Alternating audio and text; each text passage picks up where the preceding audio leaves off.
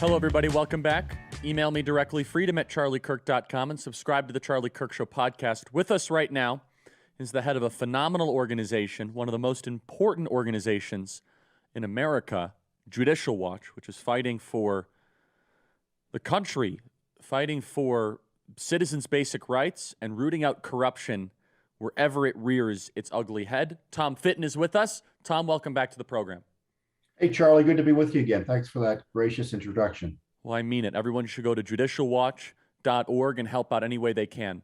So, Tom, there's a lot of topics I want to cover with you. We'll kind of do a rapid-fire deal. Let's start with what was called the Whitmer kidnapping case. This is something that I believe was direct election interference. Every single one of the defendants got off. What do we know about this, and why is it important? Well, what we know is that there were more FBI informants involved in the plot, it looks like, than the number of actual defendants in the purported plot.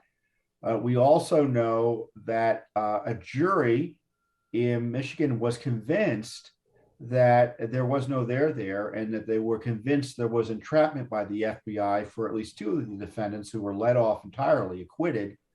Two others, their charges resulted in a hung jury.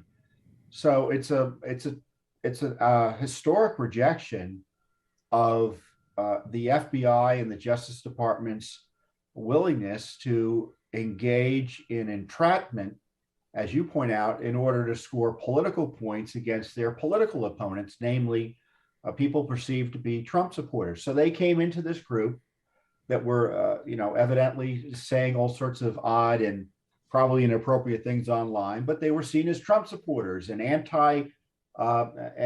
those opposed to the COVID shutdowns going on there in Michigan. And the defense made the argument that, look, these guys were not in a position to do anything, and the plot only advanced in a substantive way with the intervention of FBI informants and the help of FBI informants. And the jury bought it. And you highlight that this was used. We can't take away the politics. So they had this scheme that was developed by the FBI that conveniently came to a head just shortly before the November 2020 elections. And so when those arrests were made, and the headlines were shocking. There was this horrible plot to kidnap and kill people in order to kidnap the governor of Michigan, a Democrat hero at the time. And so the Democratic politicians took advantage of it and used it as a cudgel against then candidate Trump. And it's one of those if but for that, maybe the numbers of the in terms of the votes might have been different in certain states. Who knows? Yeah, and I mean it's a loss for the FBI, which we must focus on. They hate losing in court. And they lost not just because the case was weak, but it was fabricated. It was an entrapment case. And we're starting to see this with some of the January 6th defendants, that one in particular got off recently by a judge who said it's very clear that you were let into the Capitol by police officers. Yeah, and the question is how many other circumstances or how many other defendants should have been treated accordingly? Meaning, look, they were in places they weren't supposed to be, but there was no harm, no foul. They didn't commit violence to get there, and they were let in, as you're highlighting, by the police. And that didn't seem to stop the Justice Department from trying to put people in jail after federal prosecutions. So you can't distinguish or make a distinction, especially since you have some of the same FBI officials involved in the January 6th prosecutions as were involved in this Whitmer scam. You can't make a distinction between the FBI that would put people in jail based on an FBI plot and a fake crime with the handling of some of these or many of these January 6th prosecutions. Do you think that what happened in Michigan, because there was a weird through line between the person that was either the DA or the head FBI agent, had any connection to January 6th? I don't think there's an explicit connection, but this is a group of people who are willing to, let's put it charitably, to go up to the line, if not over it, in prosecuting certain political opponents. And for the deep state, Trump supporters are political opponents, and they've used January 6th as a pretext and an excuse to smear anyone who has concerns about election integrity, anyone who poses pretty much any element of the Biden agenda or the radical left agenda that Biden's helping promote. So you saw that with the targeting of folks who were really unable to defend themselves because, this is something, they were obviously easy to target, but they were opposed to the COVID lockdowns. Oh, well, there's a useful target there. Let's make an issue of them.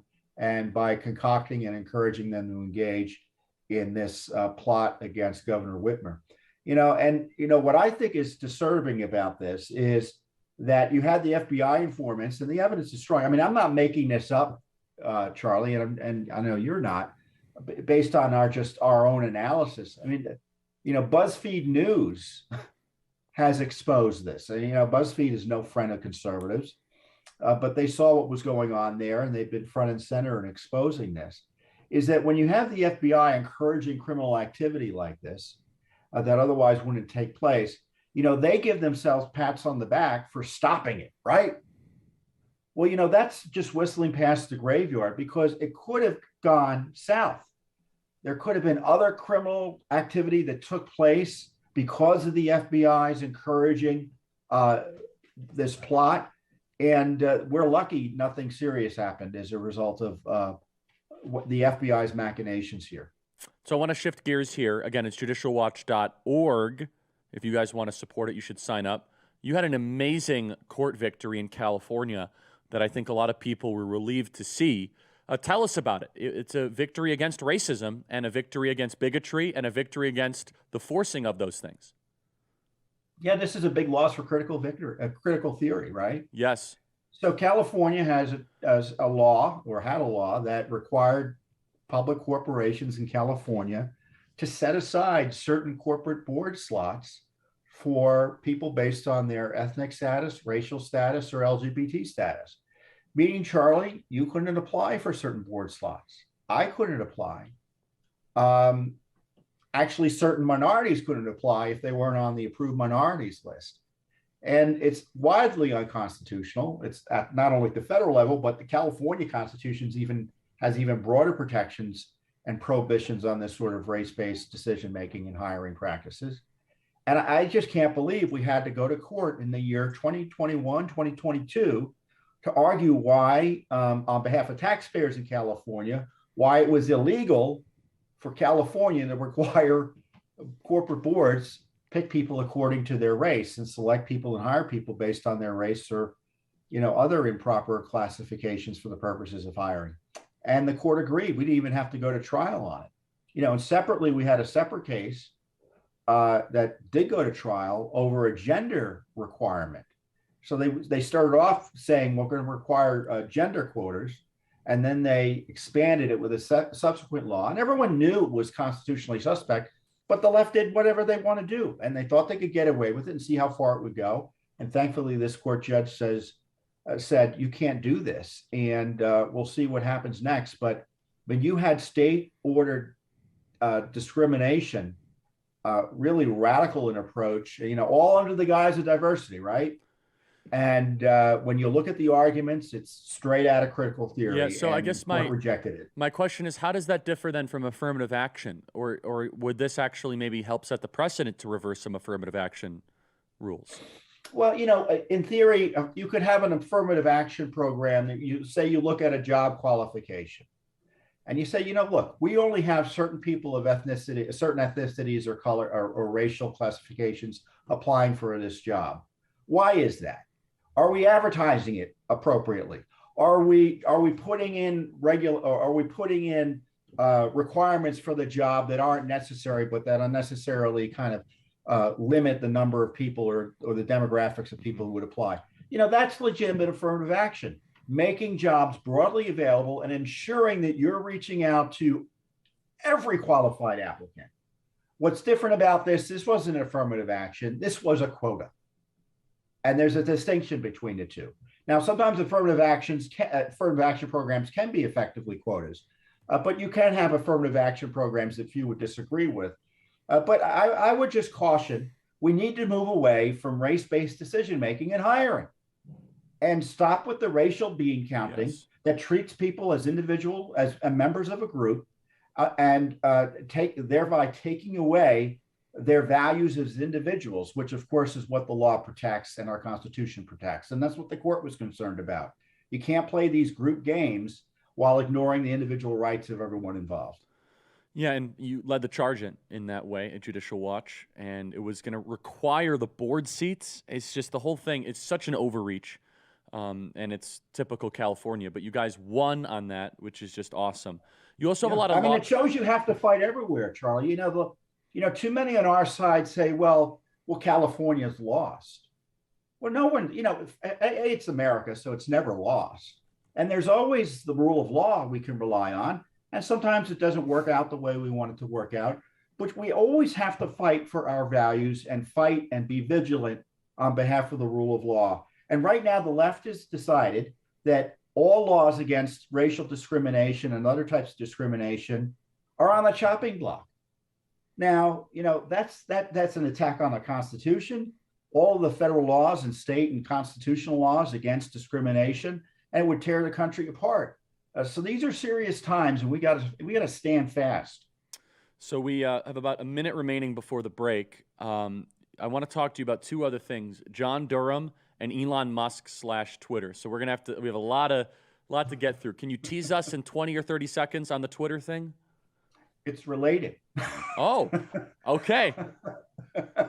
All right. Really quick. John Durham needs to do more, and so does Elon Musk. How's that? We'll talk more about it at the end. That's a good way to tease everybody. Okay. With us right now is Tom Fitton from Judicial Watch. Tom, the floor is yours. Elon Musk and John Durham, what on earth do they have in common? Well, they're both on the wrong end of the left, and under the Trump administration, special counsels, we were all supposed to fall down and worship them, right? Robert Mueller. Oh, no, John Durham, he can't be trusted, and he's going overboard in prosecuting the Clinton gang.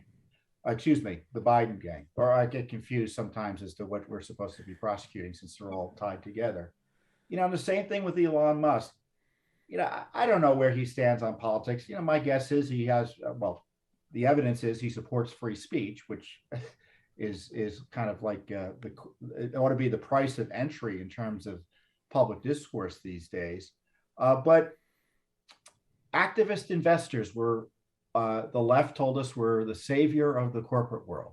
Having these activists come in and demanding accountability from corporations on issues other than the stock price. And here we have Elon Musk doing something similar with Twitter on behalf of First Amendment values, by all accounts.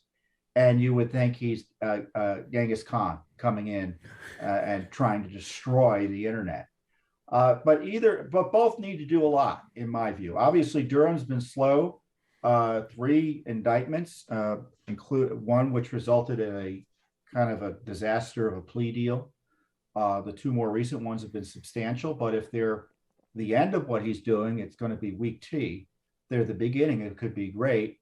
Now, Elon Musk, he's putting his money where his mouth is, billions of dollars of investment in Twitter to have a say, by all accounts, in how Twitter is run, and to try to rein in, I would hope, the abuse that Twitter continues in terms of lying about why it's censoring conservatives.